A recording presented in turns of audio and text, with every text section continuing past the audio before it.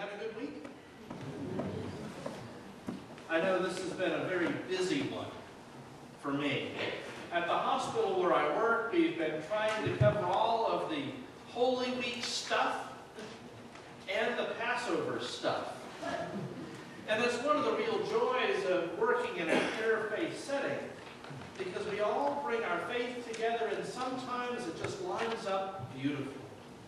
Celebrating that ancient story of the Passover, that journey from slavery to freedom, and then having it overlap with the journey from death to life that we find in Jesus. Now, I should let you know that this morning as I woke up, I had one of those, oh, it's Easter moments. After which I had one of those, oh no, I need to call the switchboard and have them make an announcement about the 9:30 Mass that's taking place. And so I was making my phone call to the hospital this morning so that all the patients and their families could be included in the joy of the season as well. Fortunately, we have a priest there who can cover when I'm here. So all is working out beautifully, and it is good to gather with so many people to celebrate Easter. We have a lot of traditions, don't we? When we get together and we celebrate, it wouldn't be Easter if we didn't have the lilies. It wouldn't be Easter if we didn't have the music. It wouldn't be Easter if we didn't gather with our families and our friends to celebrate. But on that first Easter, there were no traditions. There was no right way to do things. In fact, it started off not as celebration, but as lament. Those disciples who had seen Jesus crucified on Friday, who had placed his body in a tomb, woke up with their stomachs in knots, with grief and fear. Jesus, you see, was dead. This was the third day since they had taken his broken and battered body down from the cross and laid it in a borrowed tomb. And early in that morning, Mary Magdalene went to the tomb, and she found it empty. Once she had managed to collect herself, she went off to tell Jesus' other disciples what she had seen. Not that Jesus had been raised from the dead, but the simple fact that the tomb was open and the body was gone. That's all she knew. And so Simon Peter and John took off running, and they were the first people who found that what she told them was true. Why is it that we men have to go and see for ourselves? They couldn't just trust what they were told. They had to go and look in, sure that Mary had made some mistake. Of course, their problem was that neither one of them invested themselves either in finding out what had happened. They were happy enough, or maybe just confused enough, to glance into the tomb to see the shroud rolled up and empty, to see that the body was gone, but they didn't stick around and find out anything more. They went back, scratching their heads, no doubt. But it was Mary, that woman who had first experienced the empty tomb, who walked back, letting the guys have their time. And she was there, with tears welling up in her eyes, the same questions running through her mind, but she stayed there by the tomb. And by staying, she opened herself up to learning the truth. As she stooped to look into the tomb, she saw what the men hadn't. Two angels, two messengers of God, two unexplainable presences. And then she heard the voice asking, "Woman, why are you crying?" "Because they've taken Jesus' body away," she answered. and we don't know where they put him. But we know that she was crying for more than that. The misplaced body of her friend was the least of her problems. She was crying not only over a lost body, but crying over a lost hope, over a lost future, over a lost possibility. And so, turning from the angels, she came face to face with Jesus. But in her despair and through her tears, she couldn't recognize him. And so he asked her the same question. Woman, why are you weeping? Who are you looking for? And she made the obvious mistake, because none of us expect to see dead people standing in front of us. Sir, she said, if you are the one who's taken away the body of Jesus, please tell me so that I can go and bury him properly. Please tell me so that I can go and bury him properly. That's all that Mary wants to do on this Easter Sunday. In her sadness, in her grief, in her despair, she simply wants to bury Jesus and all that he's ever stood for in her heart and her mind. Tell me where he is so that I can go and erect a monument and put flowers on his grave and go home. Let me bury my broken hope, my dashed dreams. Let me bury my tomorrows in a field of fear and darkness and death. And Jesus says to her, Mary. And it's in that moment, when Jesus speaks her name, that Mary finally recognizes who it is that she's standing with. And that's the moment when Easter happens. Think about it. If Jesus had risen from the tomb and gone to be with God and no one knew, what difference would that make to the world? Very little, it seems to me.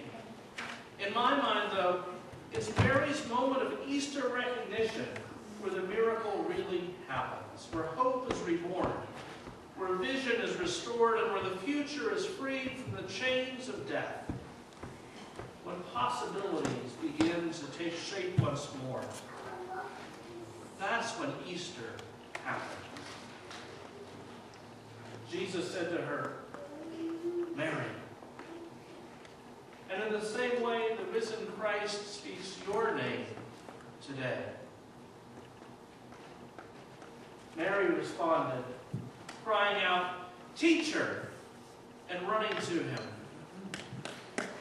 But Jesus tells her, no, don't cling to me, but go and tell the world what you've seen. Go and tell the world about the miracle of Easter. And so Mary ran to tell those first disciples what she had seen and heard. Peter, James, John, I've seen the Lord. Thomas, Matthew, Bartholomew, I've seen the Lord. Martha, Joanna, Salome, Mary, I've seen the Lord. I've seen him. I picture Mary running up to one of the disciples and telling him her message.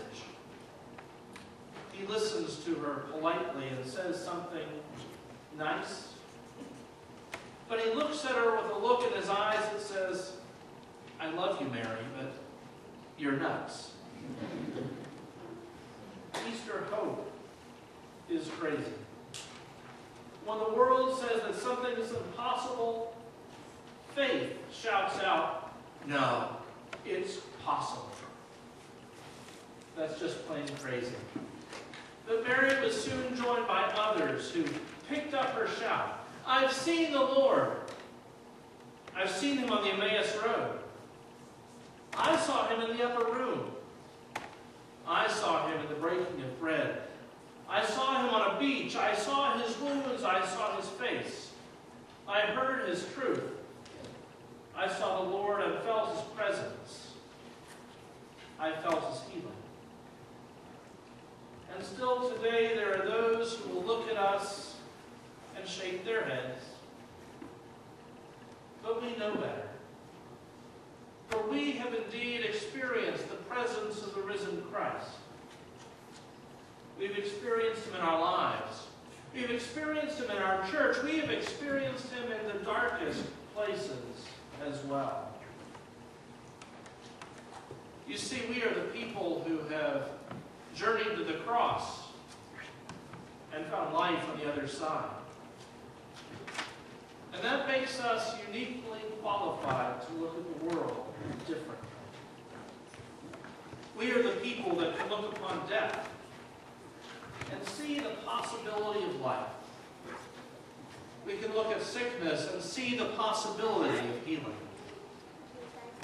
We can look upon inequity and see the possibility of justice.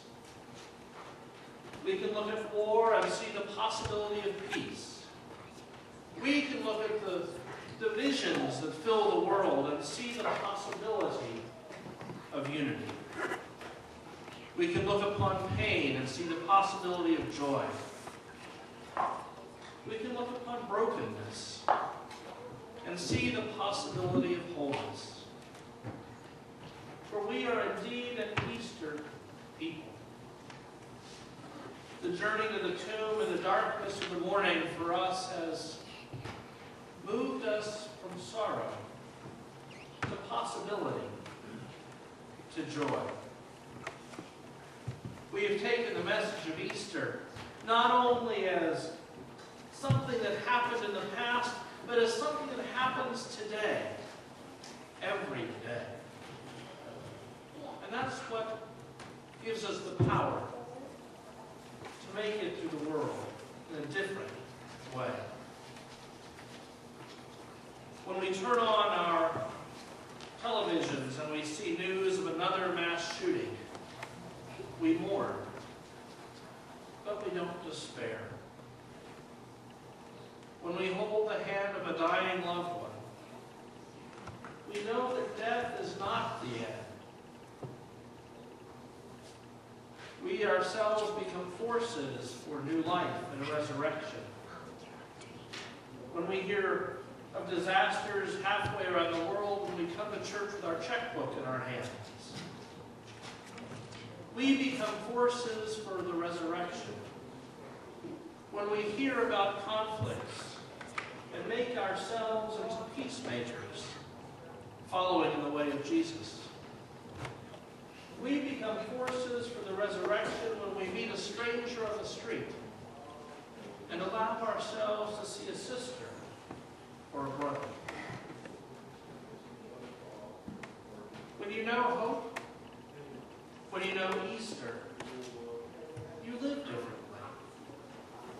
And sometimes the world says that the way that you live is, well, nuts. But you know, like Mary did so long ago, the reality that comes from having seen the risen Lord. Just as it did for poor Mary so long ago, Easter still changes us. Easter dries our tears and drives away our sorrows. The empty tomb begins the journey for us into a life full of hope and joy. With Mary, then, on this Easter Sunday, we declare the good news. I have seen the Lord. And when we say that, we are saying so much. We're saying not only that we have experienced Christ's presence, but that we have committed ourselves to being part of what Christ's presence in the world means. That presence that calls us to live as God's people. To see the possibilities around us. To see God in our midst. I trust that this morning, as you have gathered, with the alleluias of song ringing out, with the loved ones gathered in our midst, that you have seen the most important thing, that Christ is indeed risen, and our lives and our world are transformed. Alleluia. Christ is risen.